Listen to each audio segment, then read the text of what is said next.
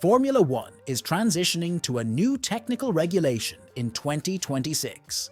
As early as 2025, teams will be allowed to work on the new car, while engine manufacturers are actively developing next-generation turbo hybrids. The new engines have become the cornerstone of the revised regulations, but at the moment it seems they are not meeting expectations and are only creating additional problems for both the FIA and the teams. The next-generation cars will distribute power equally between the internal combustion engine and the battery, with a 50-50 split.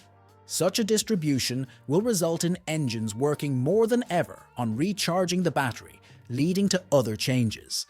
Technical Director of Red Bull, Adrian Newey, has commented on this matter.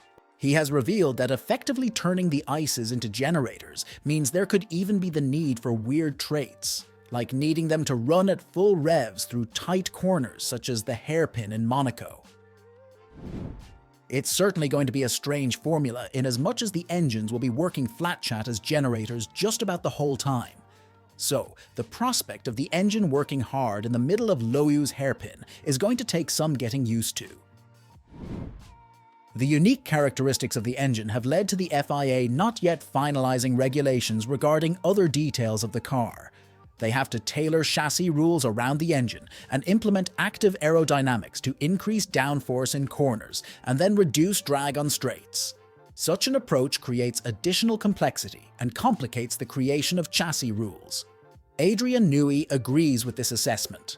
Asked for his views on the argument that the aero rules were now a sticking plaster for an engine that was not delivering all that had been hoped, Newey said, "I think that's a fair comment, and probably one that even the FIA would acknowledge, that only the engine manufacturers wanted this kind of 50-50 combustion engine with electric. I guess it is what their marketing people said that we should be doing, and I understand that. It's potentially interesting because F1 can be a fast-track developer of technology.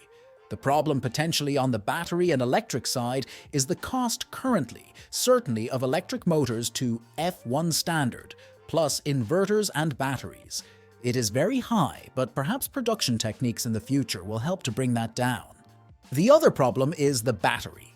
What we need, or what the F1 regulations need out of the batteries in terms of power density and energy density, is quite different to what a normal road car needs. And that in itself means that the battery chemistry and possibly battery construction is different. So, there's a risk that it won't be directly road relevant. But perhaps that's not the key aspect anyway. The key aspect, certainly for the manufacturers, although they will never admit it, is the perception of relevance in the showroom. Crafting regulations regarding the aerodynamics of the car is also a challenging task. Simulator tests have revealed undesirable characteristics of the car, which essentially became uncontrollable during acceleration with reduced downforce.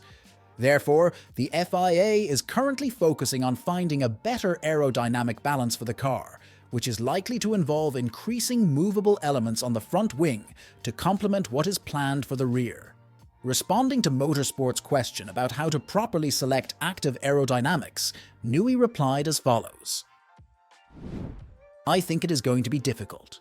It is fair to say that the engine regulations were created and pushed through without very much thought to the chassis side of it, and that is now creating quite large problems in terms of trying to come up with a solution to work with it. But I think the one good thing out of that is that it does promote efficiency. And I think anything that does that and promotes that has to be in line with what I said earlier, of trying to use F1 to popularize a trend." The new regulations have proven to be more complex than initially anticipated. It seems it was a mistake to first create rules regarding the engine and then attempt to shape rules regarding the car. Aerodynamic regulations have already proven ineffective and require refinement. It is planned that the FIA will finalize them by the end of June. The effectiveness of other regulations is still unknown, but we hope they will ensure the creation of stable cars and improve the spectacle of Formula One.